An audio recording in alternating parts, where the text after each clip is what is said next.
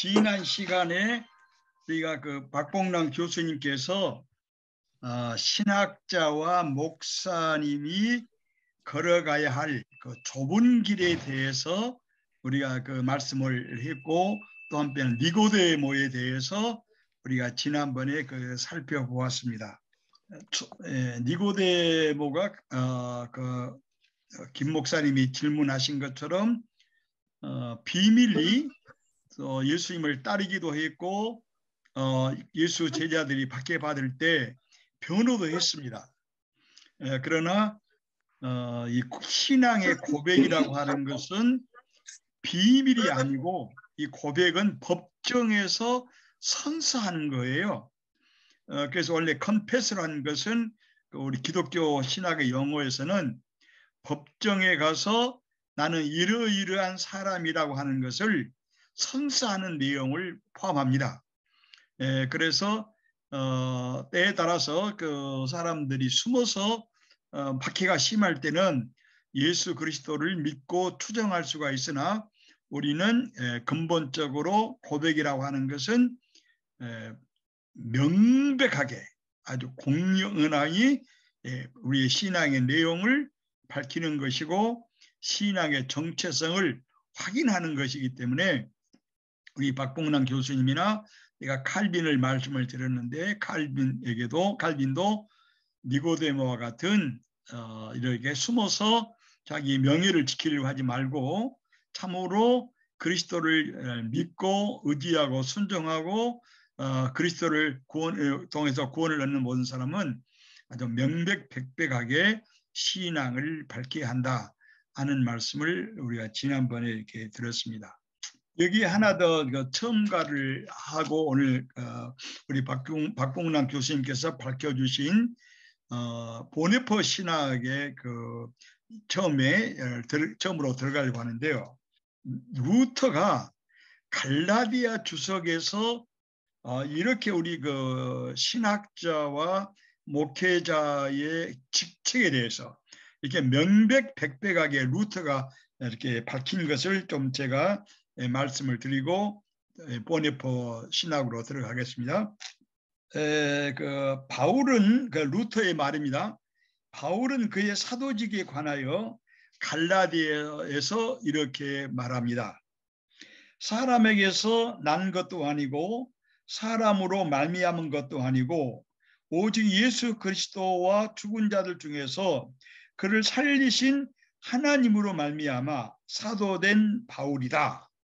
이렇게 하면서 바울은 확신을 가지고 그의 사도직의 권위를 나타낸다고 이렇게 루터는 말하고 있습니다. 다시 말해요. 바울은 아주 확신을 가지고 그의 사도직의 권위를, authority of apostleship, 이런 그 사도직은 권위가 있어야 되는데, 이 권위는 이따 더 나오겠지만 사람들에게서 나온 것도 아니고 사람으로 말미암는 권위도 아니고, 오직 예수 그리스도와 죽은 자들 가운데서 그를 살리신 하나님을 말미암은 이 권위, 하나님을 말미암아 준 이 권위를 바울은 아주 확신을 가지고 자기 권위를 나타낸다고 그렇게 말을 합니다.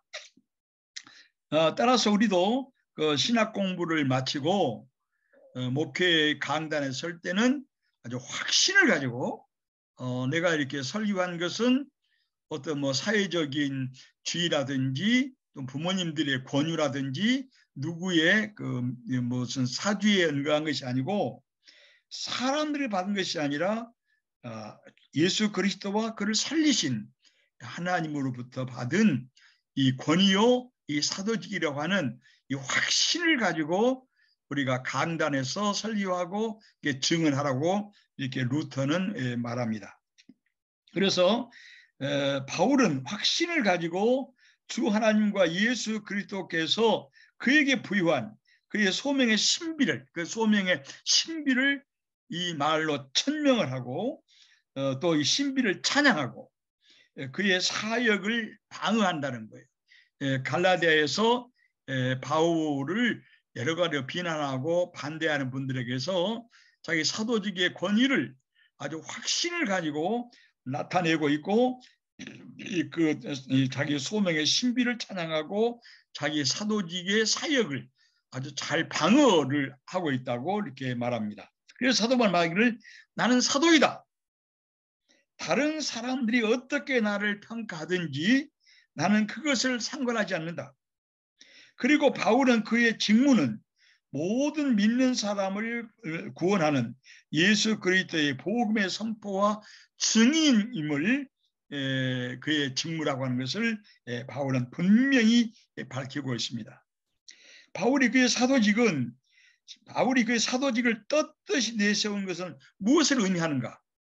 이렇게 루터가 질문하면서 이렇게 대답을 시도합니다.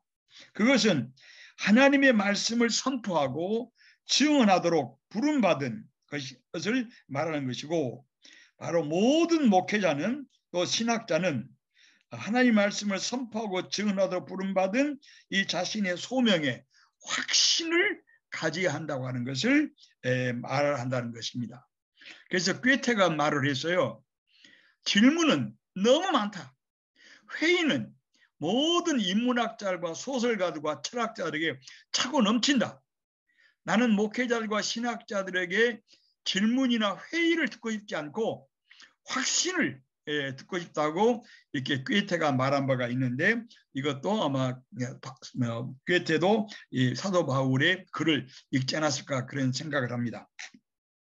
그래서 바울의 그의 직무는 믿는 모든 사람을 구원하는 예수 그리스도의 복음을 선포하는 것이고 증언하는 것이라고 이렇게 평합니다. 바울이 그의 사도직을 뜻에 내미는 것은 이와 같이 내가 개인 자격으로 온 것이 아니다. 나는 하늘의 왕의 사자로서 하늘의 왕의 긴급한 생명의 말씀을 선포하려고 받은 왕의 사도로 왔다고 자기의 사도직을 자랑한다는 거예요.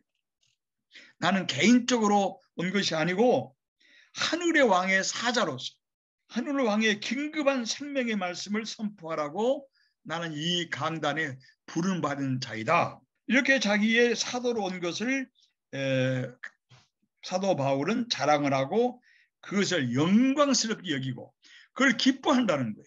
하늘의 왕의 사자로서 파견된 그의 위임, 그의 사명 때문에 그는 자신의 사명을 존중하고 또 사람들 속에서 교회에서 거룩함과 의로움과 성령의 열매를 통해서 신자들과 사이에서 존경을 받을 수 있도록 사도 바울은 행동하고 말하고 있다고 하는데, 목회자도 그런 길을 가야 한다라고 루터는 말하고 있습니다.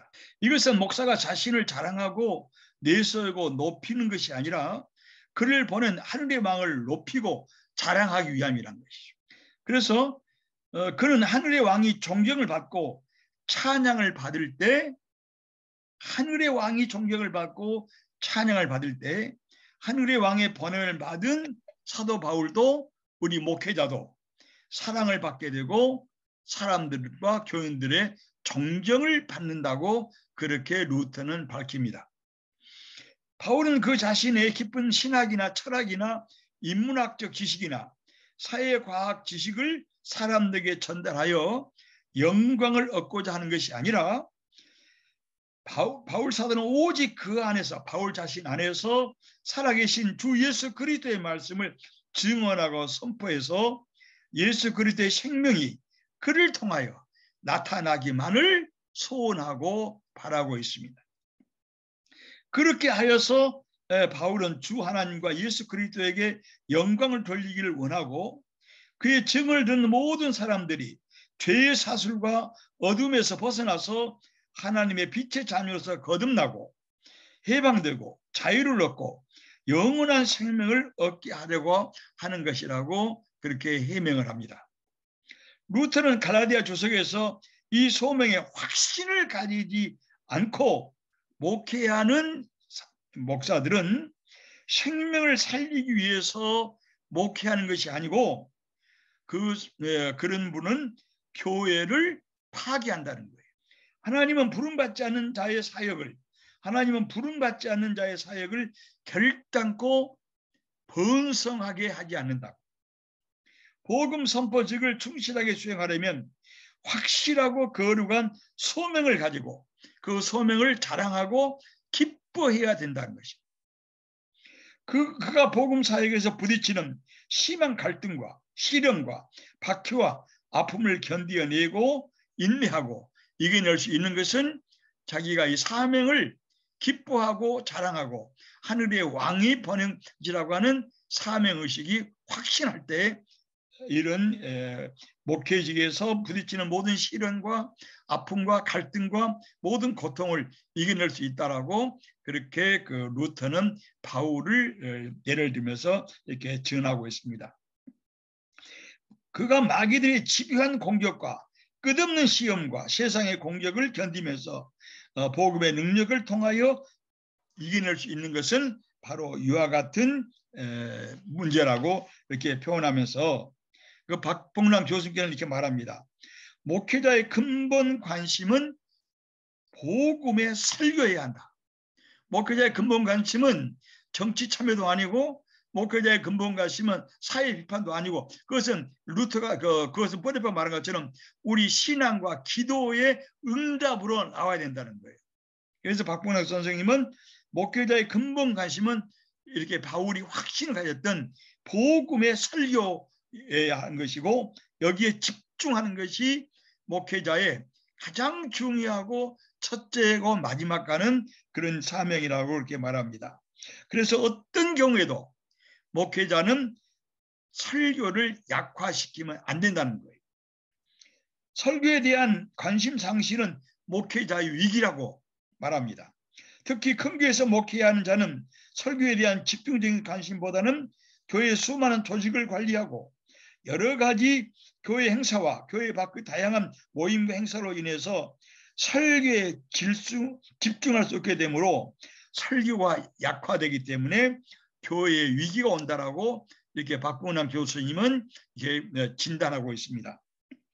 그래서 목회는 복음을 설교하는 임무를 할 때 우선 복음이 무엇인지에 대한 근본적인 관심을 가져야 하고 또 복음의 본질에 대한 끝없는 추구와 복음의 능력에 사로잡히기 위해서 깊은 기도가 필요하다고 우리 박봉남 교수님이 이렇게 말씀하고 있습니다. 그래서 바울은 다메섹 도상의 경험을 통해서 복음의 내용을 분명하게 확신하게 알았던 것처럼 목회자도 대강 성경을 안 것이 아니고 기독교의 교리를 대체로 대강 그렇지 않은 것이 아니라 아주 철저하게 깊이 그다음에 질서히 박봉남 교수라면 아주 질서 있게 논리적으로 알고 이해하고 깨달아야 설교가 가치가 있게 된다라고 그렇게 말씀을 했습니다. 그리고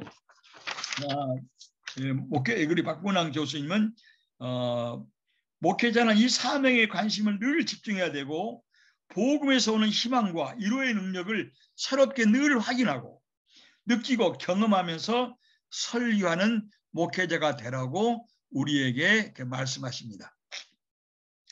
그래서 박봉남 교수님에 의하면 목회자는 자신의 신비한 경험을 자랑하거나 영웅적인 신앙을 자랑하기보다는 오히려 바울처럼 자신의 부족함과 약함을 솔직히 하나님 앞에서 고백하는 사람이어야 한다. 그는 자신을 포함하여 도저히 감당할 수 없는 십자가를 지는 것을 너무 쉽게 교인들에게 감당하라. 목회자 자신은 우리가 다 아는 것처럼 십자가 지기가 얼마나 어렵습니까? 그런데 목회자가 강단에 너무 쉽게 교인들에게 십자가를 지라고 강요를 하기도 하고 강조하고 하고 우리가 이웃사랑 실천이 쉽지 않습니다. 그러나 우리는 목회자가 너무 쉽게 이웃사랑을 막 쉽게 싸우리로 말하기 때문에 우리가 선포하는 십자가의 복음과 이웃사랑이 너무 값싼 그런 설교의 주제로 전락한다고 우리에게 경고를 합니다. 그냥 우리가 원수에 대한 용서를 우리가 꼭 해야 되겠지만 원수에 대한 용서가 절대 쉽지 않습니다. 여러분들 혹시 여러분 목회해 보실 때 또 설교자로서 여러분의 설교를 사사건건 비판하고 반대하고 목회자를 힘들게 하는 교인들을 쉽게 용서가 되지 않는 거예요. 그런데 목회자가 너무 쉽게 원수에 대한 사랑을, 원수에 대한 용서를 가볍게 설교하기 때문에 이런 설교자는 설교자의 직무를 너무 가볍게 보는 것이다 라고 이렇게 표현하면서 목회자의 큰 유혹 가운데 하나는 우리 박건영 교수 말하면 대중의 지지를 얻고 대중의 인기를 얻고, 이것이 말로 목회자의 큰 유혹이라고 말합니다. 수천만의 군중 속에서 누구나 애국자가 될 수 있다는 것이죠. 그러나 보잘것 없는 직장에서 충성을 다하는 것은 매우 어려운 일이에요. 높은 자리에서 명성과 존경을 받는 자로서 애국하는 것은 매우 쉬운 일이고 누구나 할 수 있는 일이에요. 그러나 나라가 위태로울 때 애국하는 것은 생명을 바치는 것이므로 쉽이 위험합니다.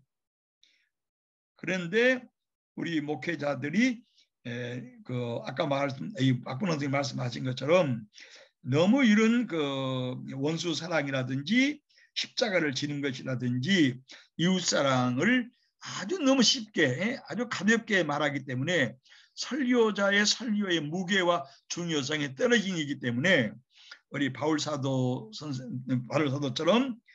내가 먼저 십자가를 지는 그 아프고 쓰라린 마음으로 우리가 이런 십자가를 진다고 하는 것도 이렇게 다시 이해할 필요가 있으리라고 생각합니다.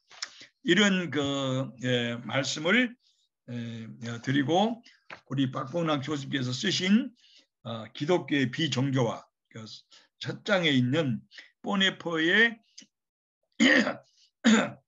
공부하는 과정과 왜 박봉남 선생님께서 이 보네포를 쓰게 됐고 보네포 신학을 한국 교회에다가 이렇게 어려운 상황에서 말하게 됐는가에 대한 이 글을 그 책 서론에서 아주 자세히 쓰고 있어요. 나는 그때 우리 박봉남 교수님한테 이게 공부할 때인데 1960년 후기와 1970년대 전반에 들어서면서 여러분 아신 것처럼 한국의 산업화가 아주 강력하게 드라이브를 하게 되었습니다. 농촌의 인구가 대거 도시로 밀리면서 도시화가 아주 급속도로 진행되면서 도시의 빈민화, 도시의 빈곤이 농촌에서 올라온 분들의 빈민화가 너무 심각했어요. 그런 이런 산업화와 또 도시화로 인해서 서울과 대도시가 이렇게 변화되는 상황에서 우리 박근홍 교수에 의하면 당시에 혹독한 군사정권 아래서 인간의 자유와 권리와 인권이 억압되었어요.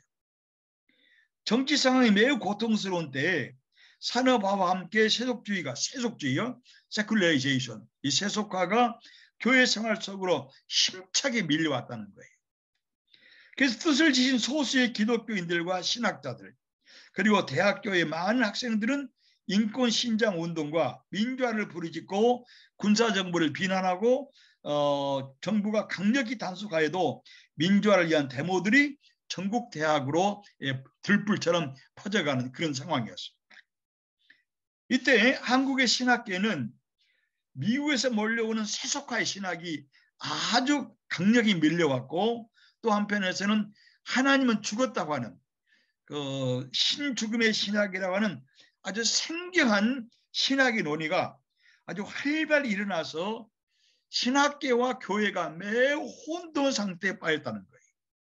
그런데 우리 박봉남 교수에 하면 이와 같이 미국의 한편에서는 정치, 사회, 경제적으로 매우 급변한 이 상황에서 또 한편에서는 교회, 또 신학계에 미국에서 몰려오는 세속화 신학과 신죽음의 신학이 이게 교계와 신학계를 뒤흔드는 이런 상황에서 어떤 신학자도 여기에 대해서 신학적으로 제대로 해명을 하지 못하고 논문들만 몇 개 쓰고 있는 이런 상황이었어요. 그래서 우리 박봉남 교수님께서는 신학자는 또 신학은 교회의 지성이고 교회가 바로 나가야 할 길을 안내하는 책임을 져야 되는 것인데 여기에 대해서 우리 박문환 교수님은 많은 책임감을 무겁게 느끼고 있었어요. 어떻게 이런 급변한 사회 현실과 또 정치의 어려운 상황과 도시의 빈민화와 그리고 세속화 신학과 신중임의 신학이 한국 교회와 신학계를 뒤흔들고 있는 불구하고 여기 어떻게 신학적으로 제대로 대답을 할 수 있을까? 이것이 박문환 교수님의 마음을 무겁게 짓누르고 있었습니다. 그래서 어떤 박문환 교수 글에 이렇게 나와 있습니다. 어떤 목사님들은 교회는 세속화될 수 없다. 요즘 교회와 세속화를 주장하는 신학자들이 있는데 우리는 절대로 그런 헛된 신학자들의 소리에 넘어가서는 안 된다라고 그렇게 말은 했지만 또 하나님이 죽었다고 하는 정신 나간 자들이 헛소리를 하는데 우리 교인들은 절대로 신죽음의 신학에 휘둘리지 말자. 이렇게 그 강단에서 한두 번 말을 했지만 청년들은 그게 무슨 말인지를 전혀 이해를 못해가지고 그에 대한 신학적인 또 성서적인 해명을 요구했으나 이 신학적인 훈련을 받지 못한 목회자들은 이걸 해명하지 못해가지고 아주 당황했다고 하는 것을 박 교수님의 책에 이렇게 쓰고 있습니다. 그 어두운 억압적인 정치 현실 속에서 자유와 민주를 위해 투쟁하고 고통하는 학생들과 지성인들에게 교회와 신학은 무엇을 말해야 될 것인가? 세속가의 신학 물결과 하나님 죽음의 신학이 요동치는 이 사상의 풍랑 속에서 신학자의 위치와 사명은 무엇인가? 이렇게 박문환 선생님은 그 시대의 큰 도전 앞에서 종교개혁 신학자로서 진지하게 고민하고 권해하면서 묻고 있어요. 박 교수님은 고민했으면 나는 한 번도 설교단에서 권해하는 목사님들을 나는 신학자로서 한 번도 이 목회자들을 잊어본 적이 없다. 격동과 비극이 온 세계를 휩쓸고 갔던 1차, 2차 세계대전 중에서 세계대전 동안에 중립국 스위스에서 인류의 비극을 스위스의 제3자의 중립국 입장에서 역사를 관찰자로 바라보았던 칼 바르트는 자기는 신학자로서 시대를 향하여 책임 있는 증언을 못했다고 전 세계를 향해서 사죄를 했는데 우리 박문환 교수의 심정도 바로 이 칼 바르트 심정처럼 이 신학자로서 이 시대를 향해서 책임 있는 글을 쓰고 책을 쓰고 증언을 해야 되는데 그걸 못한 것이 너무 안타까웠다고 이렇게 책에서 쓰고 있습니다. 그런 이런 권해하는 중에서 박문환 교수님은 보네퍼를 만났다고 이렇게 쓰고 있어요. 보네퍼의 나를 따르라, 옥중에서 보는 편지, 옥중서신, 또 시인도의 공동생활, 윤리를 읽으셨고 보네퍼를 소개한 학자들의 책을 탐독했다고 썼어요. 그리고서는 이 박문환 선생님은 이 보네퍼를 만나고 공부한 내용의 결실을 다음과 같이 서술하고 있습니다. 보네퍼의 인물, 사상, 그의 옥중 편지들이 나를 살려주는 것 같았다. 그의 삶을 통하여 선을 이루어 가시는 하나님에 대한 보네퍼의 확고한 신앙, 그 보네퍼의 삶을 통해서 선을 이루어 나가시는 하나님에 대한 보네퍼의 확고부동한 신앙, 그리고 너무 억울한 때에 그 죽음을 맞이하면서도 보네퍼는 아무런 불평 없이 죽음을 당당히 맞이하고 교수형을 당하는 그 최후의 순간에도 무릎 꿇고 기도하고 순교한 보네퍼의 신앙, 최후 순간까지 자신의 삶을 온전히 하나님의 손에 맡긴 그의 신앙의 승리는, 보네퍼의 신앙의 승리는 나의 신학적 잠을 깨워줬고 나의 신앙과 현실을 다시 볼 수 있게 해줬다고 그렇게 수리하고 있습니다. 다시 말씀을 드리면 이 보네퍼는 대위대한 지성인이고 대행동가고 설교자였고 대학의 교목이었어요. 또 베를린 대학의 조신학 교수였습니다.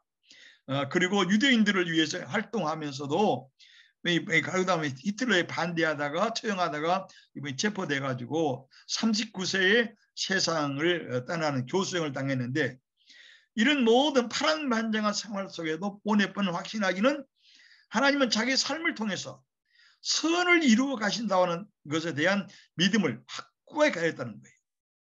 그리고 세후 순간까지 자기의 삶이, 보네포는 자기 마지막 순간, 순교하는 이 교수형을 당하는 그 순간까지 나의 삶은 히틀러에게 있는 것도 아니고 독일에 있는 것도 아니고 하나님의 손에 있다고 하는 것을 아주 확실히 했기 때문에, 바로 보네포의 이런 신앙의 확신이 박봉남 선생님에게 신학적 잠을 깨우게 했고, 시대의 문제를 같이 생각하면서 신학자로서의 시대적인 증언을 하려고 하는 보네포가 이렇게 신학과 보네포 삶과 신앙이 우리 박봉남 교수님의 신학적 잠을 깨우치게 했고, 박봉남의 신앙을 불러일으켰고, 현실을, 당시 그 고통스러운 현실을 새롭게 볼 수 있는 그런 힘을 주었다고 그렇게 책 서론에서 쓰고 있습니다.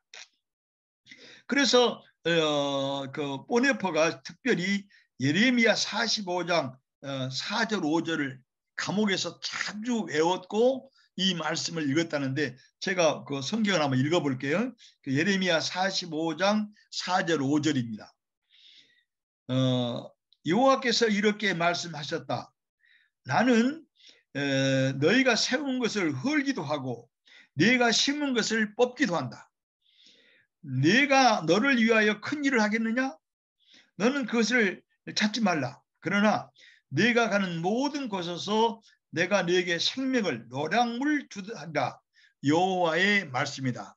그래서 그 보네포는 자기가 무슨 위대한 일을 꿈꾸는 것이 아니고 하나님께서 이게 생명을 그러니까 노량물 주듯이 선물로 주신다고 하는 이 확신을 가지고 이 감옥 편지에서 이 말씀을 자주 보네포가 외우고 하나님에 대한 섬신을 가졌다는데, 박봉남 교수님도 이 말씀이 자기에게 모든 힘이 되었다고 그렇게 쓰고 있습니다.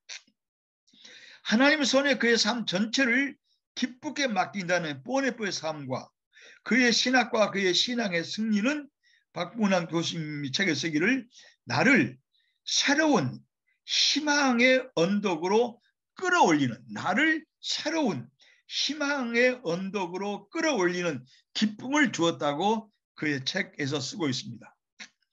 그래서 박 교수님은 보네포의 신학 사상을 한신과 연세대학교를 비롯하여서 여러 신학대학원에서 강의하시고 세미나를 하시고 또 보네포에 대해서 설교를 하셨습니다.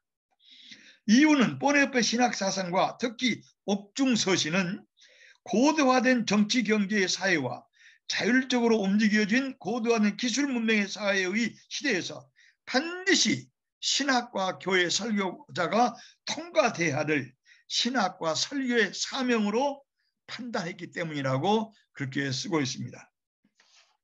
앞에서 말한 세속과의 신학, 신의 죽음의 신학의 효시, 그 시작은 보네포의 옥중서신에서 일어났습니다. 그래서 1960년대와 1970년대 초반기에는 보네포의 신학 시대라고 불릴 수 있을 정도로 독일에서, 영국에서, 미국에서, 한국에서 전부 한신을 중심으로 연세대학교, 감신 이런 학교에서 아주 큰 붐이 일어났습니다. 그다음에 세계 기독교 학생 SCA가 있는데 스튜던트 크리스찬 어소시에이션이라고 WCC 밑에 세계 기독교 학생 운동이라고 그래서 당시에 흑백 문제에 대해서 저항을 하고 월남 사태에 대해서 월남 전쟁에 반대하는 세계 기독교 학생 운동에서는 보네포를 읽고 보네포의 옥중서신을 다시 반성하면서 묵상하면서 그 자기 학생 운동에 큰 불길을 받았다고 그렇게 쓰고 있습니다. 그래서 이 보네포의 옥중서신을 이 학생들은 현대판 사도행전으로 보았고, 또 보네포를 새로운 종교개혁자, 20세기의 순교자로 보았기 때문에 이 젊은 학생들의 의의 불꽃이 이 보네포에게 집중되었다고 그렇게 소설합니다. 보네퍼가 큰 인기를 얻은 이유는 뭔가? 이 박봉남 교수님 이것을 세 가지로 이렇게 나누어서 해석하고 있습니다. 이게 보네퍼가 말씀드린 것처럼 60년대와 70년대에 독일에서, 영국에서, 미국에서, 한국에서, 또 세계 기독 학생 운동에서 여러 가지 큰 인기를 얻고 거기에 이렇게 집중한 이유는 뭐냐는 것을 아주 세 가지로 박 교수님 잘 정리하셨는데, 첫째로 그의 희생과 보네퍼의 희생과 삶을 통해서 신앙 양심에 따라서 행동하는 사람들의 모범자였고, 나치 정권의 불의에 굴종하지 않고 복음 진리의 증인으로서 모든 사람들의 한거의 상징이었다. 아주 굉장히 잘 서술하셨네요. 두 번째로 왜 그렇게 보네퍼가 전 세계적으로 큰 인기를 얻고 그 신학이 입증되었는가? 두 번째는 그의 혁명적이고 예언자적인 세속사의 이해가 탁출했기 때문이다. 이 보네퍼 이전에는 이렇게 세속사회라든지 보네퍼 이전에는 이 자율사회라는 것을 신학에서 말한 적이 없어요.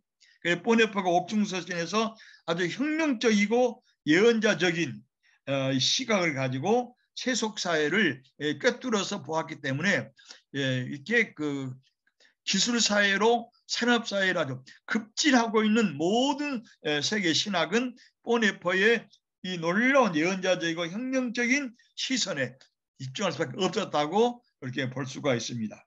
세 번째로 신학에 처음 등장한 신학 용어들을 보네퍼가 창조했기 때문이라는 거예요. 우리가 이제 그 옥중서신을 다음에 볼 수 있을 공부할 수 있을 텐데요. 옥중서신에 나오는 대표적인 용어가 몇 가지를 박병남 선생님 쓰셨는데 제가 몇 가지 더 첨가했습니다. 첫째로 그 보네퍼가 만든 혁명적인 신학 용어가 아주 독특해요. 뭐냐 그러면 성인이 된 세계입니다. 우리가 살고 있는 세계는 중세기의 사회나 누구의 무슨 도움이 필요한 것이 아니라 모두가 성이 돼가지고 자율화로 된 사회. 그 다음에 하나님 없이 하나님 앞에란 그 말이 있어요. 말이 못 쓰는 말이에요. 하나님 없이 하나님 앞에. 이따 다음에 이 말을 설명할 겁니다. 하나님 없이 하나님 앞에. 이게 무슨 말인가? 이거 굉장히 논쟁을 많이 한 말입니다. 그 다음에 해결책으로서 하나님. 이 보네퍼는 우리가 평안하고 건강하고 행복하고 모든 일이 만사형통할 때는 신앙도 성경도 하나님도 잊어버리고 전혀 관심 없다가 내가 고통을 당하고 암에 걸리고 사업이 부도가 나고 자녀들이 문제가 심각할 때 그때 비로소 하나님을 찾아가가지고 하나님 이 문제 해결해 달라고 빈다는 거예요. 그래서 보네퍼는 고통당할 때만 아니라 삶이 아주 건강하고 편안하고 삶의 모든 문제가 완전할 때 그때야말로 하나님을 찾고 하나님을 예배하고 찬송하는 것이 성숙한 신앙인인데 어려움을 당할 때만 하나님을 찾아가서 이 문제를 도와달라고 해결해달라고 하는 것은 우리가 요즘 말로 하면 그때는 60년대는 없었지만 우리가 동전 300원이나 뭐 400원 넣으면은 커피 나오지 않습니까? 그래서 돈 300원, 400원 넣고 커피 나오는 식으로 하나님을 우리가 그런 식으로 당시 해결책으로 하나님을 보고 있다.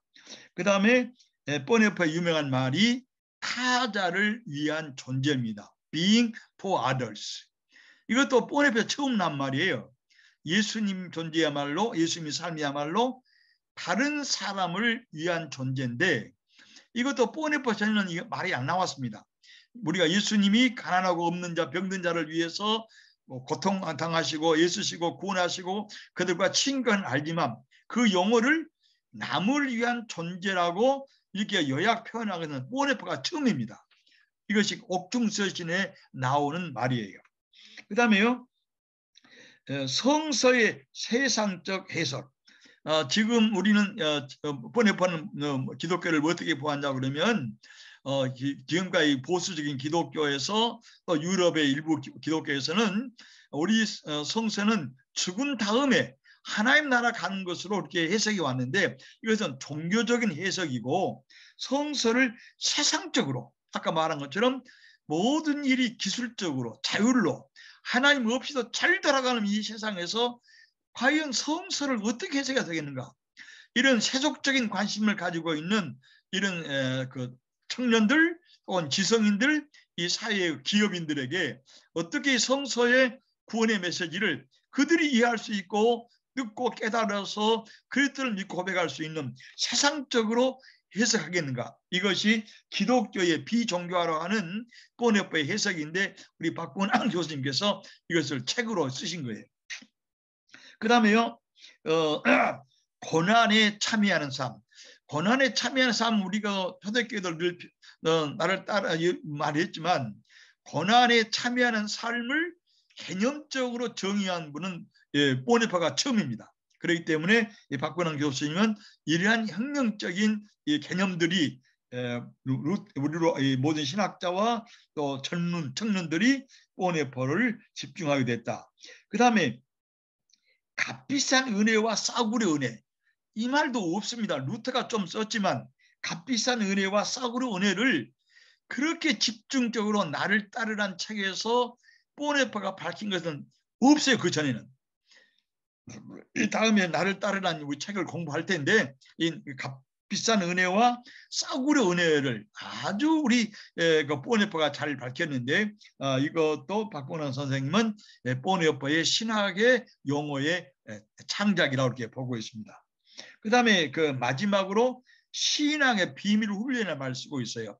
이건 박근홍 선생님 쓰지 않았는데 보네퍼의 그 옥중서신에 신앙의 비밀 훈련을 말을 쓰고 있고 또 나를 따르라 해서 신앙의 비밀 훈련을 쓰고 있어요. 신앙의 비밀 훈련은 군대에서 말하면 특수부대에 해당한 말이고 또 종교 우리 기독을 떠나서 여러 종교적인 입장에서는 신비 종교가들이 그의 그 제자들에게 이렇게 신앙의 비밀 훈련이라고 하는 특별한 프로그램을 만들어 가지고 이렇게 전달했고 또 그걸 실행했다는 거예요. 그래서 보네퍼는 이것을 기독교화 시켜 가지고 우리 기독교가 잃어버린 신앙의 비밀 훈련을 다시 해보자 이렇게 이런 개념들이 보네퍼를 집중하게 만들었다. 그래서 보네퍼는 1960년대와 70년대 전반에서 인간의 자유의 시대에서 예수 그리스도의 의미를 새롭게 묻고 현실 속에서 예수 그리스도의 값진 은혜의 삶은 무엇인가?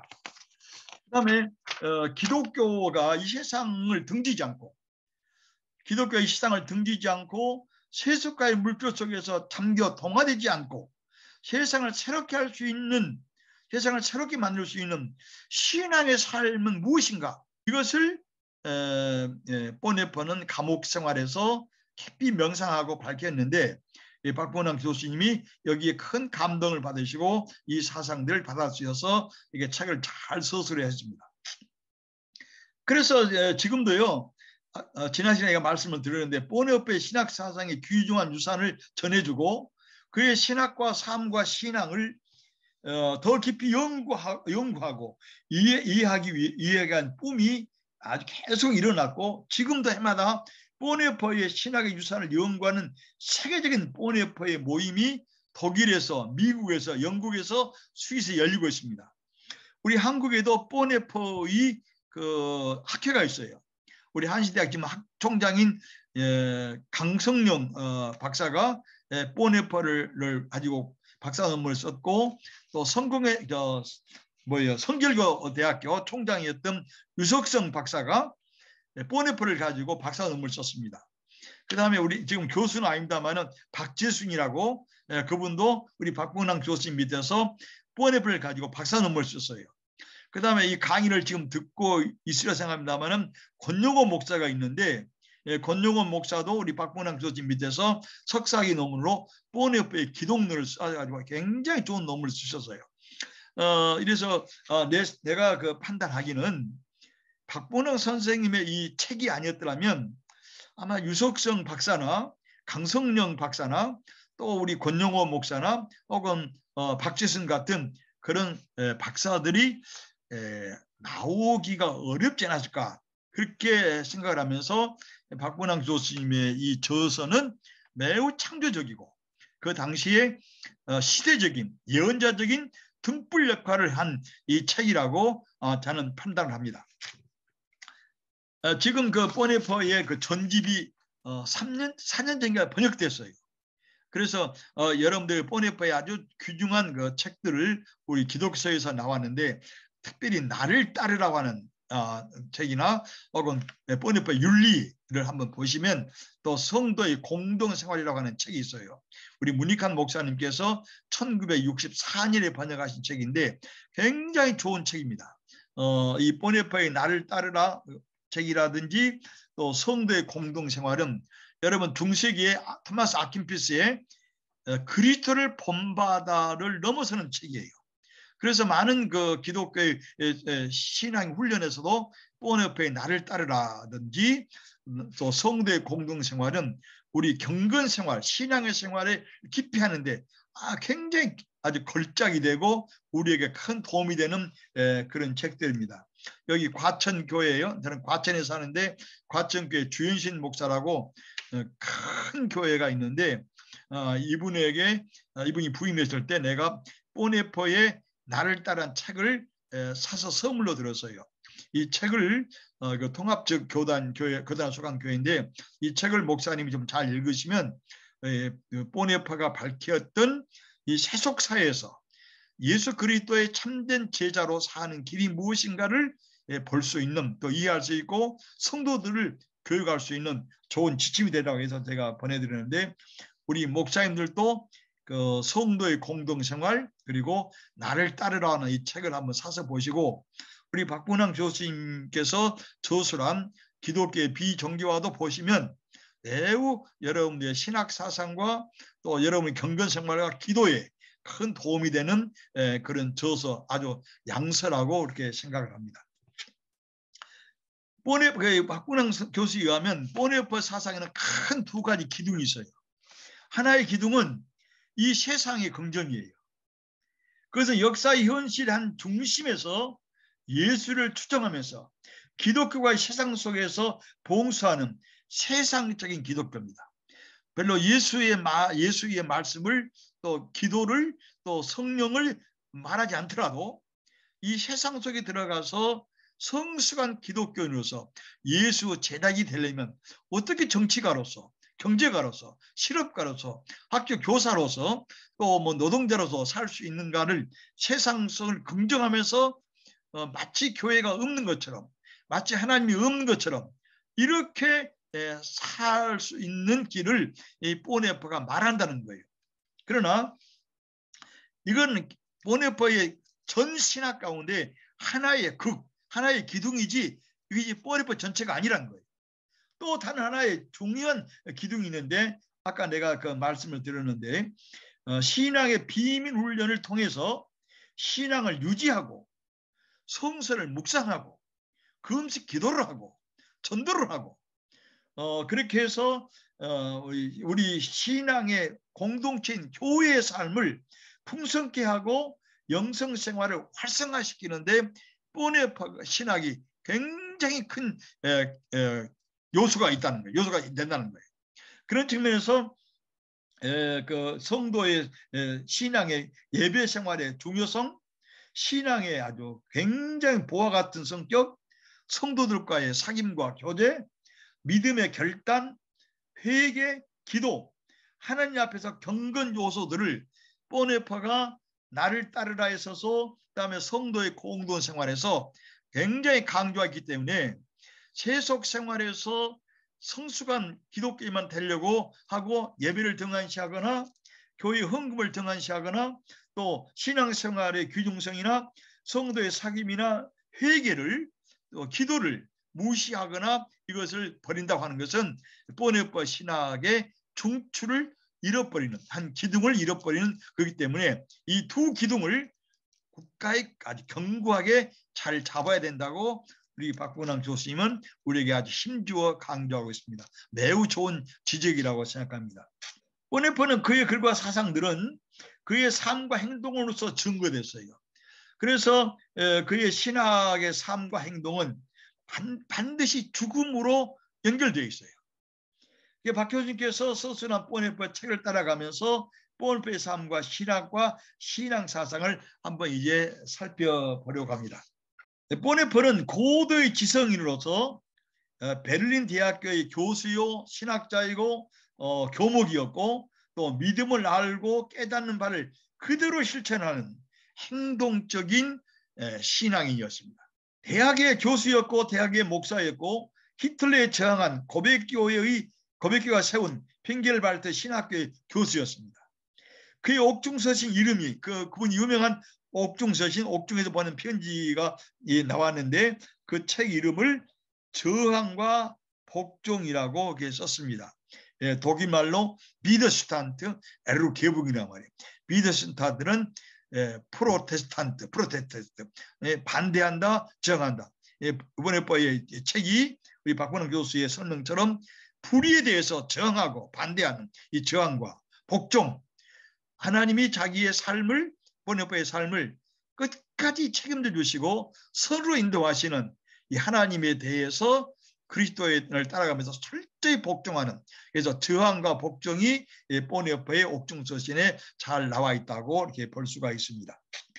그래서 그는 비밀 경찰에 쫓기고 체포되고 감방에 투옥되면서도 독일의 내일과 독일 교회의 신학의 미래를 새롭게 상상하고 고민했습니다. 보네포는 절대로 자기가 옥중에서 죽는다고 순교한다고 생각한 바가 없었어요. 반드시 히틀러는 망할 것이고 자기가 해방돼서 독일의 신학을 새롭게 하리라고 이렇게 생각을 했는데 자기 생각과 달리 보네포는 해방된 히틀러 죽기 6개월 전에 교수형을 받았습니다.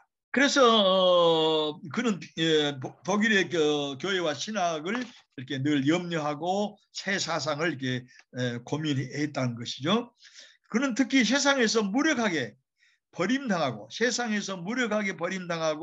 십자가에 달려서 죽은 방식으로 인류와 세상을 사랑하시고 구원하시고자 하는 하나님의 그 섭리와 사랑을 예수 그리스도 십자가에서 보네포가 보았다는 것입니다. 그래서 보네포는 또 한편에서 감옥에 가기 전에 약혼했어요. 보네포가 그 감옥에서 약혼자에 보낸 글이 또 편지가 책이 되어 있습니다.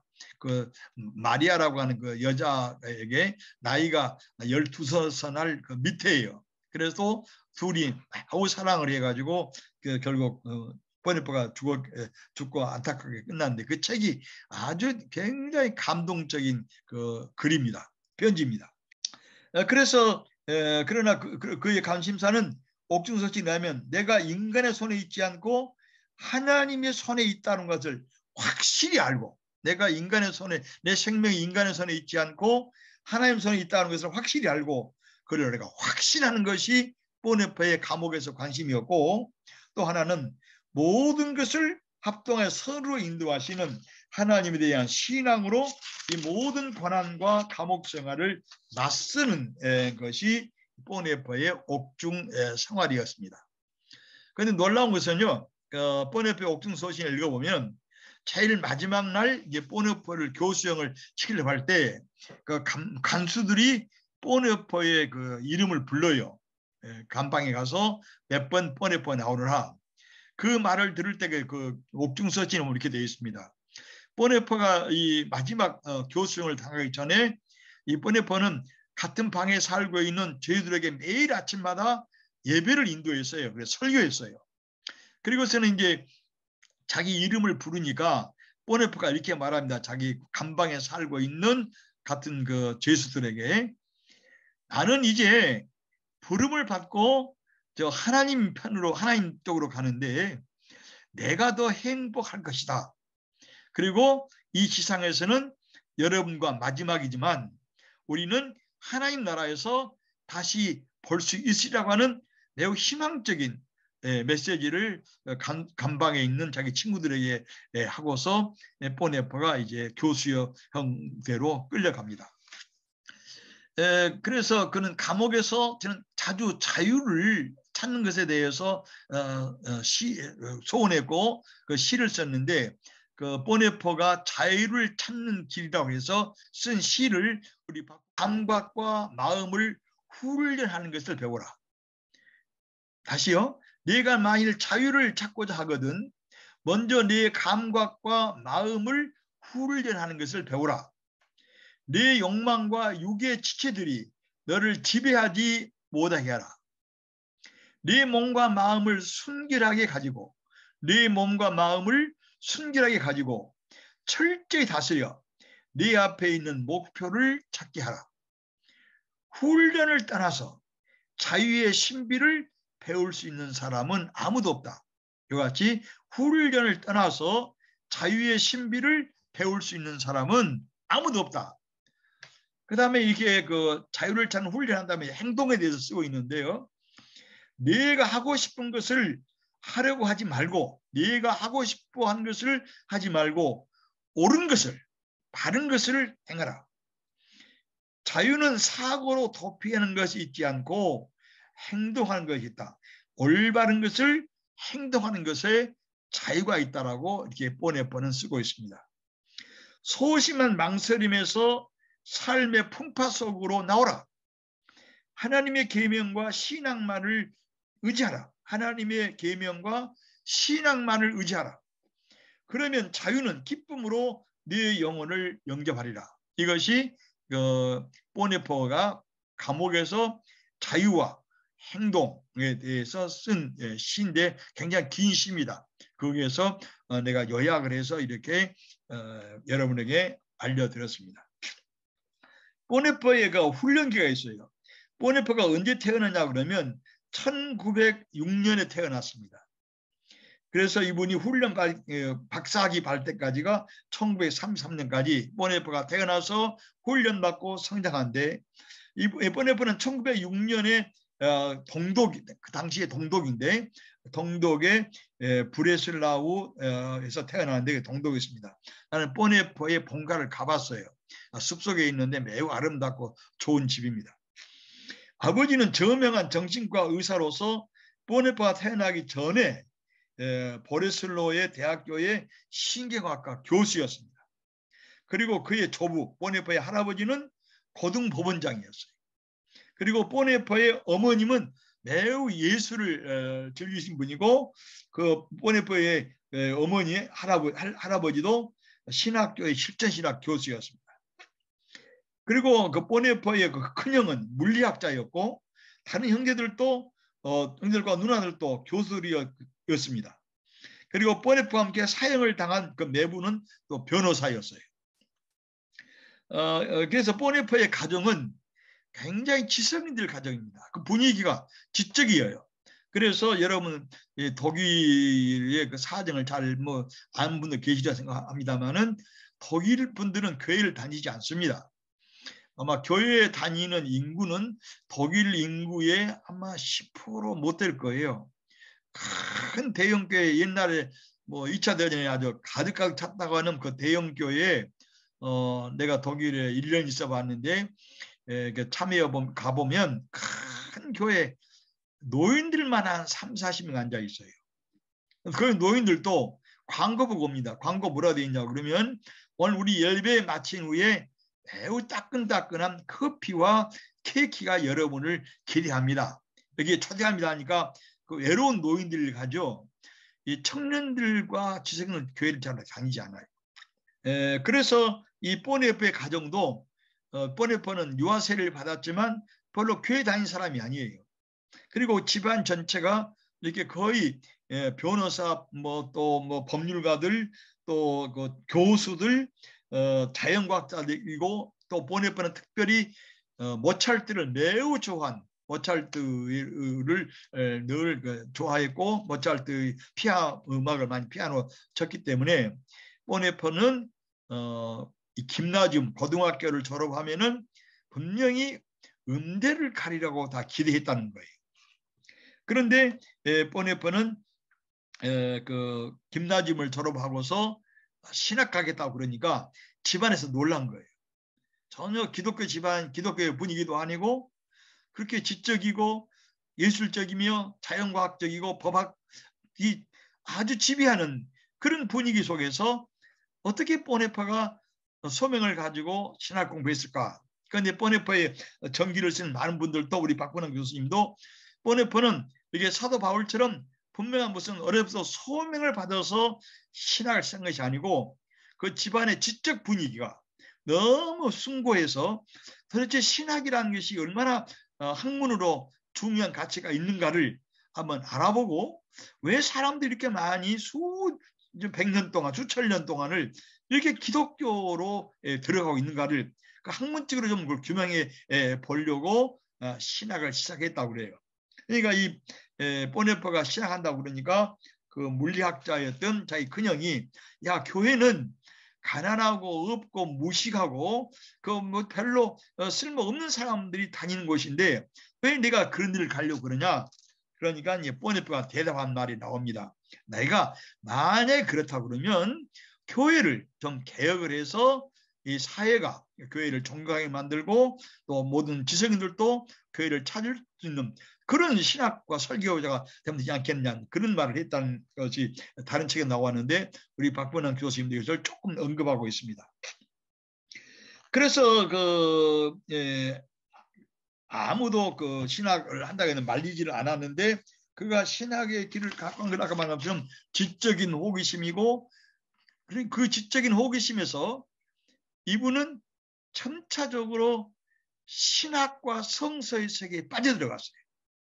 이것은 예언자들의 삶과 사도들의 삶에 집중하다 보니까 과연 이것이 올바른 삶이요 교회를 위한 삶이야말로 바른 삶의 의미를 깨닫고 이것을 발전시키는 가장 중요한 길이고 거기서 복음서를 통해서 남을 위한 존재로서 예수를 발견한 뒤로부터는 이 보네파의 마음이 예수의 제자가 되기로 불타는 소명감을 신학에서 시작한 거예요. 그런 면에서 사람을 말하기를 보네파는 신학 공부하면서 복음을 위한 하나님의 소명을 가졌다라고 보네파의 전기를 쓰는 모든 분들, 특별히 베트게라고 하는 그 보네파의 친구가 있는데 베트게는 한 600페이지를 가지고 보네파의 전기를 썼습니다. 매우 좋은 책인데 우리 박근홍 교수도 이 책을 많이 인용하고 계셔요. 그런 측면에서 복음을 위한 하나님의 소명을 가진 것은 보네파는 신학 공부를 하면서 거기서 성서의 예언자들과 사도들을 만나면서 특별히 예수를 만나면서 이 복음을 위해서 살려고 하는 불타는 소명감을 가졌다고 그렇게 보네파의 전기를 쓰는 분들은 이렇게 표현하고 있습니다. 그런 그리고서는 1923년 17살에 튜빙겐 신학에 입학합니다. 1년 동안 좋은 교수들에게서 많이 배웠고 거기서 신학과 함께 그 보네파는 칸트의 순수 이성을 통독을 하고 잘 배웠어요. 여러분 칸트의 순수 이성이 매우 어렵습니다. 그건 내가 학교 다닐 때 신학교 다닐 때 우리 신학교 4학년이었는데 우리 박근홍 교수님께서 일본 신학에서 공부하면서 칸트의 순수 이성을 읽었을 때 참 기뻤다고 하는 말을 그때 들었어요. 그러니까 우리 박근홍 교수님도 이게 보네파나 칼바르처럼 아주 철학의 깊은 조예를 가졌다고 이렇게 생각할 수 있습니다. 그래서 거기서 순수이성을 배우면서 칸트 철학을 열심히 공부했습니다. 또 그는 톨스토이에 깊이 감동되어서 톨스토이의 글들을 러시아로 읽으려고 그는 그 신학교에 들어가서 러시아를 많이 공부해가지고 러시아어로서 톨스토이를 읽었고 토스토옙스키와 베르자예프의 저서를 읽었어요. 여러분들 토스토옙스키 작품을 죄와 벌이라든지 백치라든지 혹은 카라마조프의 형제들 이게 꼭 한번 읽을 필요가 있어요. 나는 그 신학교 2학년 때 우리 그때 1963년도인데 우리 박봉랑 선생님 교수님께서 성찬식을 이렇게 할 때 그 빵과 포도주를 이렇게 돌리셨어요. 그래서 나는 무슨 심리적인 문제 때문에 빵과 포도를 안 받았더니 박봉랑 교수님께서 이상히 보시고서는 예배가 끝난 다음에 나한테 찾아오셔서 나 좀 만나자고 그래요. 그래서 그때가 마치 이제 그 졸업식, 이제 그 여름 방학 때 그 종강 예배로서 성찬식을 거행을 했는데 우리 박관원 교수님께서 교수님께 찾아오라고 해서 제가 찾아갔더니 나한테 물어요. 오군 왜 성찬에 참여하지 않느냐. 근데 대답 안 했어요. 그랬더니 우리 박 교수님은 매우 친절하고 사람을 강요하지 않습니다. 아주 자유롭게 자기 사상과 생각을 잘 표현할 수 있을 때까지 기다리신 분이에요. 참으로 훌륭한 목회자의 그 성향도 아주 깊이 간직하신 분이에요. 제대로 안고 있더니 내가 오군의 사이칼라지를 잘 이해하겠다. 그래서 두 번째는 나한테 말씀하시기를 방학 동안에 뭘 하겠냐고 묻더라고요. 신학교 2학년 때 특별히 할 일이 없어서 집에 내려가서 여름 교회 성경학교를 할 겁니다. 그랬더니 성경학교를 하면서 내가 오군에게 책을 3권을 선정해 줄 테니 이 3권의 책을 영어로 읽고 와서 나에게 보고하라는 거예요. 독서 분홍. 첫 번째로 나에게 박권환 교수님께서 소개해 준 책이 죄와 벌이요. 크라임 앤드 퍼니시먼트라고 하는 도스토옙스키의 이 책입니다. 나는 도스토옙스키를 고등학교 때 말은 들었지만 죄와 벌이라고 하는 이 중요한 책을 제가 읽어본 적이 없어요. 그래서 그 다음에 일드란트의 히스토리 필로소피, 철학사라는 책. 일드란트의 철학사가 매우 중요하다는 거예요. 그래서 일드란트의 철학사를 읽고 그 다음에 조지의 그 스케치북이라고 하는 영어 책이 있는데 이거 3권을 잘 읽고 나한테 와서 방학 끝나면 보고를 하라는 거예요. 그래서 나는 나같이 무능하고 존재의 가치가 없는 나를 그 훌륭한 인격으로 탁월하신 그 스승께서 책까지 다 이름을 알려주시면서 이걸 읽고 와서 보고하라고 그랬기 때문에 여름방학 아주 얼마나 애를 썼는지 도스토옙스키의 죄와 벌이라는 책을 얼마나 잘 읽는지 모르겠어요. 그 영어 사전을 다 찾아가면서 그 정긴 밤 늦게까지 도스토옙스키를 읽는데 얼마나 흥미진진한지. 그 라스콜리니프니까 그 고리대금업자 여자를 죽인 다음에 자기는 하나의 곤충을 죽였기 때문에 나폴레옹처럼 영웅인 줄 알았는데 사람을 죽이고 보니까 그 죄책감 때문에 이 주인공 라스콜리니프니까 얼마나 고뇌하고 가슴을 떨고 잠 못 잔지 나는 처음으로 이렇게 죄책감을 아주 심각하게 경험한 도스토옙스키 글을 읽고서 야 이런 놀라운 책이기 때문에 그 유명한 우리 박봉남 교수님께서 나를 이 책을 읽으라 했겠군 하고 그 책을 내가 잘 읽었어요. 그 다음에 일드란트의 철학사도 읽었습니다. 그 책을 사가지고 읽고 그 다음에 스케치북도 읽고 그 다음에 이제 여름방학이 끝나서 박봉남 선생님 약속으로 찾아갔어요. 그랬더니 오군 잘 읽었는가? 그러면서 먼저 도스토옙스키의 죄와 벌에 대해서 리포트를 해보라는 거예요. 그래서 내가 아는 대로 막 서투른 영어를 한 대로 했더니 That's right, that's right, 옳다, 옳다 그러면서 어떻게 긍정해 주시는지. 그래서 우리 박 교수님 학생들을 힘없는 학생들을 잘 긍정해 주시고 품어주시고 안내해 주시는 훌륭한 교육자였고 스승인 것을 제가 깨닫고 일드란트의 철학사 그다음에 스케치북이 굉장히 내 신학을 하고 영어를 하는데 굉장히 내게 힘이 되는 자유를 줬던 것이 우리 박권영 교수님과의 내 만남인데 그게 첫 만남입니다. 그래서 늘 내가 박권영 교수 생각할 때마다 이 세 책을 늘 기억하면서 나도 강의할 때마다 우리 박권영 교수처럼 꼭 도스토옙스키의 학생들에게 죄와 벌을 읽으라고 늘 권면해도 읽는 학생이 별로 없어요. 그런데 우리 목사님들 안 읽었으면 한번 읽을 필요가 있습니다. 그래서 이분이 베른 대학에 가서 그와 같이 칸트를 공부하고 그다음에 톨스토이를 읽기 위해서 러시아를 배웠고 그다음에 도스토옙스키의 작품들을 거의 다 읽었고 그다음에 베르자예프의 저서 여러분 베르자예프를 잘 모를 텐데 베르자예프는 러시아의 철학자입니다. 이분이 유명한 철학자인데 스탈린 시대에 망명을 해가지고 독일로 와서 기독교의 모든 책을 많이 쓰셨는데 이분의 유명한 책 가운데서 니체, 그다음에 도스토옙스키에 대한 책이 매우 유명합니다. 한번 여러분 꼭 한번 보시기를 바랍니다.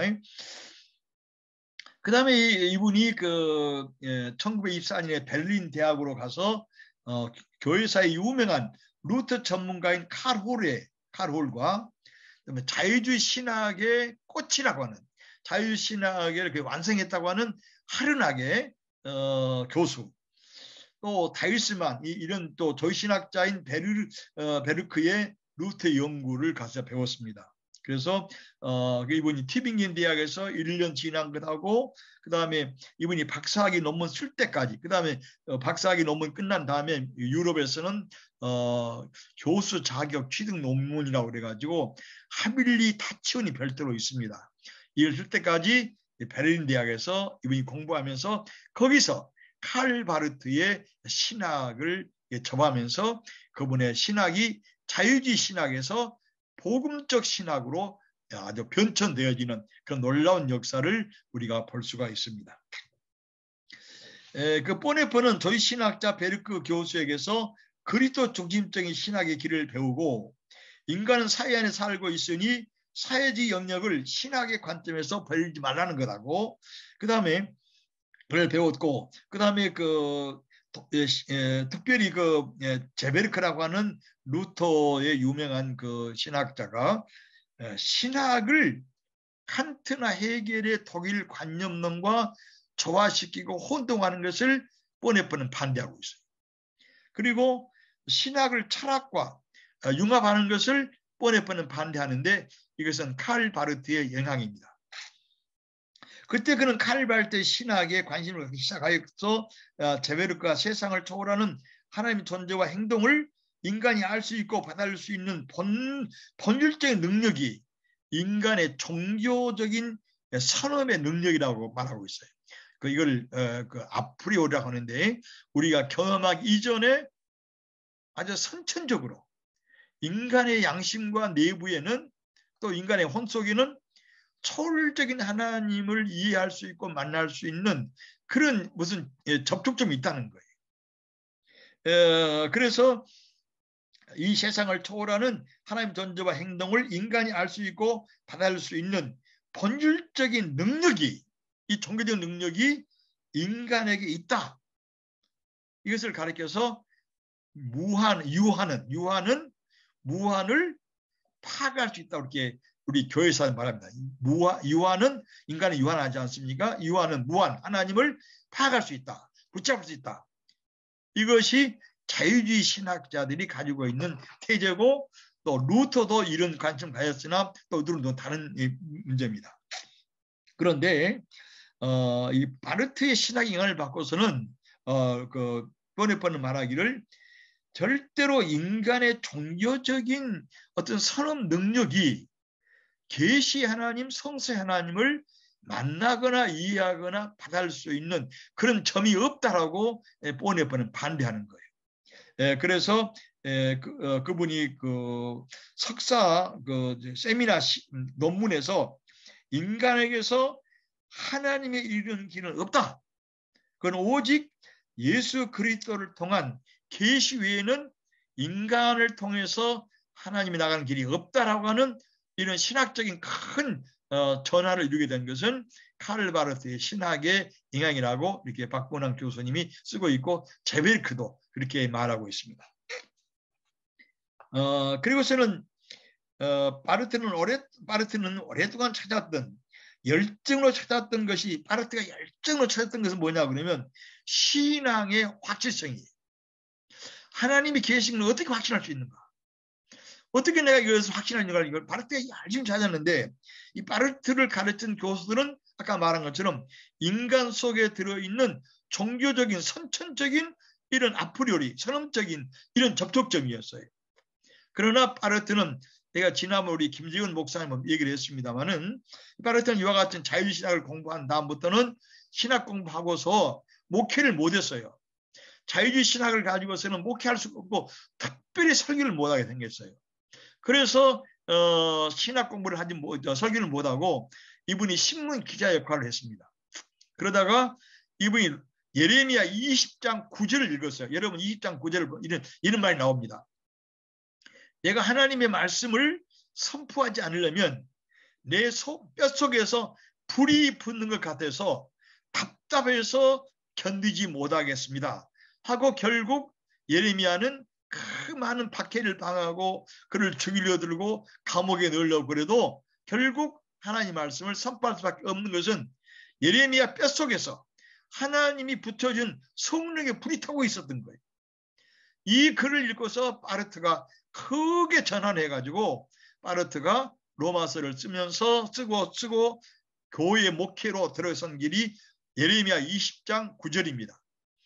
루터가 로마서 1장 13절에 의인은 믿음으로 산다고 하는 이 구절 때문에 제가 지난해 말씀드렸지만 루터는 오랫동안 성경을 못 읽었어요.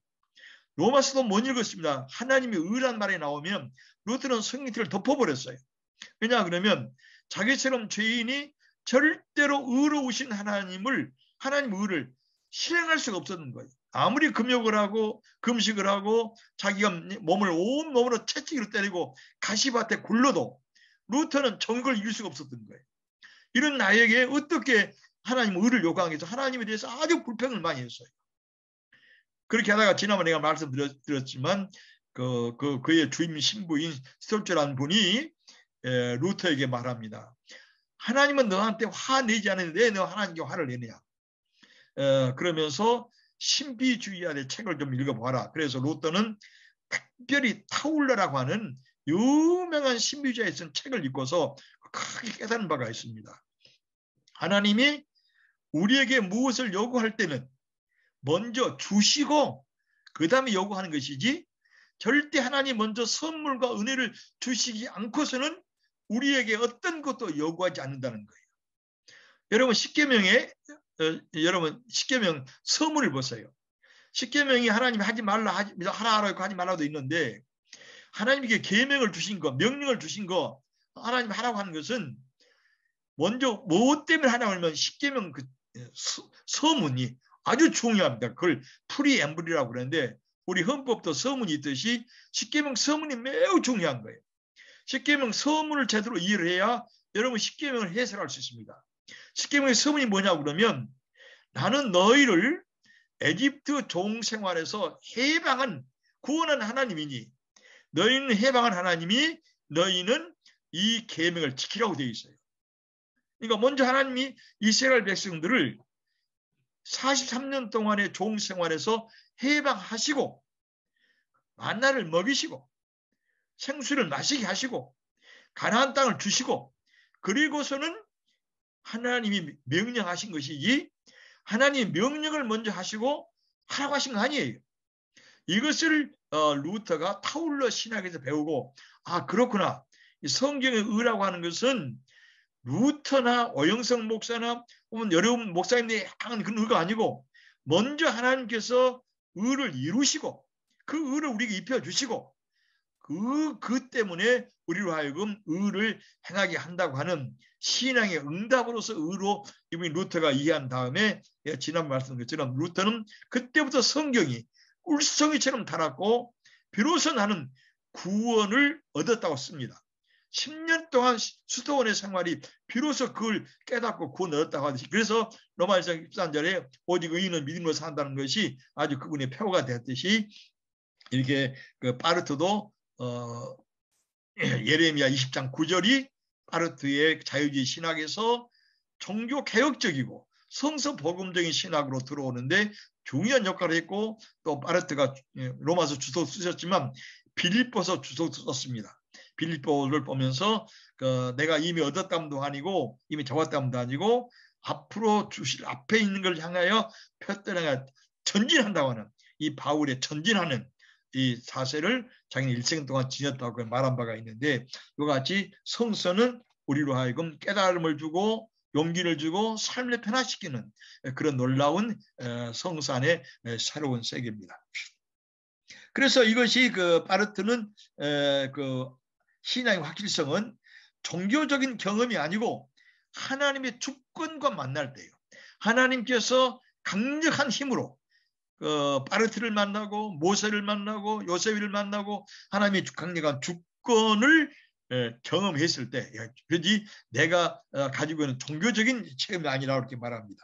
하나님이 자신을 주로서 계시하고 인간을 부르고 찾아와서 인간을 만나게 될 때 비로소 인간은 하나님에 대한 신앙을 확실할 수 있다고 이렇게 파르테는 이렇게 발견했는데, 이것이 예레미야 20장 9절에서 파르테가 확인한 내용입니다. 인간 안에는 주권적인 하나님을 만날 수 있는 능력이 없다고 파르테는 몇 번 강조합니다. 그래서 보네퍼는 파르테를 이 박사학위 과정에서 배우고 그다음에 읽으면서 그가 자유주의 신학자였던 제베르크라든지 하르낙이라든지 그 여태에서 배웠던 것과 좀 반대적으로 이렇게 말합니다. 기독교는 이게 보네퍼의 그 논문이에요. 세미나 논문에 자유주의 신학자 이렇게 말합니다. 기독교는 역사적으로 현실이 되고 역사적인 사건이 된 하나님의 계시에 대한 신앙에서 서고 넘어진다. 모든 성서의 영적 해석의 시도는 기도이다. 기도 없이 성서 해석은 아무리 학문적인 주석이라도 백해무익하다. 계시는 성서 안에 포함되어 있다. 하나님은 성서를 통하여 말씀하신다. 하나님 자신을 계시하였다고 하는 것은 학문의 증명이 아니고 신학과 성서 해석의 전제이다. 하나님은 오직 하나님을 통해서만 인식된다는 파르트 원리를 그의 논문의 결론으로 써가지고 그의 논문 지도 제베르크를 아주 깜짝 놀라게 해가지고 내가 준비한 내용을 다 못하겠는데 다음 시간에 이 학문의 과정을 조금 더 설명을 하고 그다음에 보네퍼의 이 박사학위하고 베를린 대학 교수하고 그다음에 이제 교수생활을 하면서 유럽의 여러 대학에 다니면서 강연하시고 그분이 교수 취득 논문을 행동과 존재라고 하는 이 책을 통해서 했는데 그 다음에 이분이 그 미국에 가서 살았던 얘기를 좀 드리고 그 다음에 이분이 행동의 삶을 고백의 삶을 두 번째 항으로 이렇게 말씀드리려고 합니다.